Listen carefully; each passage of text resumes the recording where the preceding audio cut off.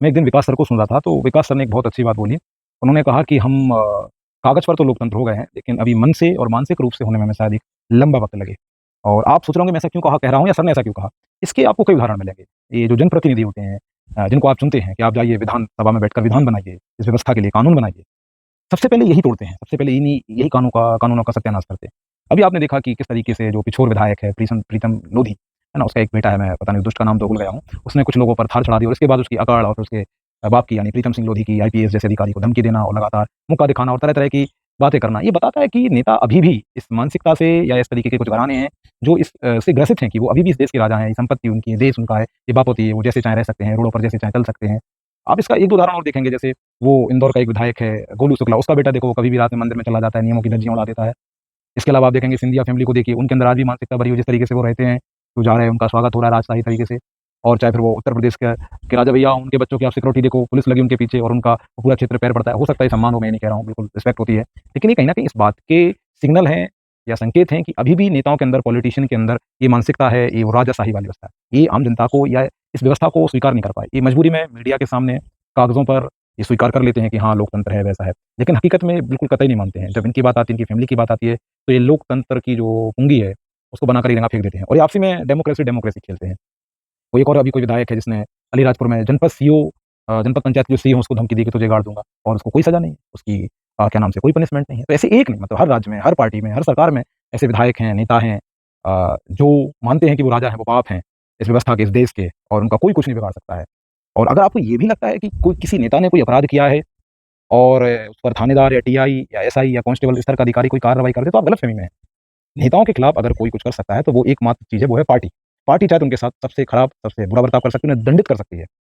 बाकी थानेदारों में, पुलिस वालों में इतनी हिम्मत नहीं है कि वो किसी नेता के खिलाफ एफआईआर लिखें और उसको उठा लें, उसको अरेस्ट करवा दें, कोर्ट में पेश कर दें। असंभव, असंभव इस देश में कल्चर ऐसा बन चुका है, हाथ लगा के दिखाएँ। ये पुलिस जो है वो आम आदमी के लिए है, गरीबों के लिए है, कमज़ोर तबके के लिए है, उनको पकड़ने के लिए, उनको मारने के लिए बनाई गई है कि ये अपराध ना करें, ये कुछ ना कर दें। बाकी बड़े नेता अपराध करें, क्राइम करें, उनको पकड़ने के लिए तो एसपी को 4 बार पूछना पड़ता होगा, मंत्रियों से, मिनिस्टर से, मुख्यमंत्री से। क्योंकि प्रीतम सिंह लोधी जैसे विधायकों का अभी तक कुछ क्यों नहीं बिगड़ा? या जिस विधायक की बात कर रहा हूँ उसका अभी तक कुछ क्यों नहीं बिगड़ा? कारण है पार्टी का संरक्षण। हाँ, जिस दिन पार्टी बोल दे, जिस दिन पार्टी अध्यक्ष बोल दे, उस दिन थानेदार क्रेन से उठा के लाएगा उस नेता को, उसकी पूरी फैमिली को। तो जब तक पार्टी है तब तक उस नेता का कुछ नहीं बिगड़ सकता और जब किसी नेता को कोई सज़ा ना हो तो ये मान के चलिए कि उसके पीछे उसकी राजनीतिक दल खड़ा हुआ है, तभी जाके उसका कोई नुकसान नहीं पहुँचा पा रहा है। तो ये जो व्यवस्था है, ये जो कल्चर है, ये पूरी तरीके से बाकायदे सेटअप किया गया है। तो ये नेताओं की मानसिकता है, वो किंग वाली, वो राजाओं वाली, बनना भी अब ऐसे ही चाहते हैं। क्योंकि अब सोशल मीडिया का दौर है तो और ज़्यादा ये ज़हर अ, मानसिकता में जा चुका है, विचार में जा चुका है कि हम एमएलए बनेंगे, विधायक बनेंगे, फिर हम इस क्षेत्र के राजा होंगे वगैरह-वगैरह। तो ये सिर्फ़ चुनाव तक ही थोड़े बहुत कहें कि झुकते हैं, बड़े सालीन दिखते हैं, आफ्टर विनिंग आपको नज़र नहीं आएँगे या कहें कि उस तरीके का उनका भाव नज़र नहीं आएगा। तो मैंने बताया कि अभी भी इन लोगों में वो मानसिकता है और कुछ जगहों पे आप जाएँगे तो उस पूरे क्षेत्र में वो राजा है उस जगह के। वो जिसने कर्नल सोफिया पर कुंवर विजय शाह जो मंत्री हैं मध्य प्रदेश में, उन्होंने बयान दिया था। सवाल बताइए कहाँ है? उन पर जाँच कहाँ कितनी आगे बढ़ी है? उनको क्या सज़ा मिली है? वो ये कह रहे थे हमारी देश की एक महिला अधिकारी को कि हमने उन्हीं की बहनों को भेज दिया आतंकवादियों को मारने के लिए।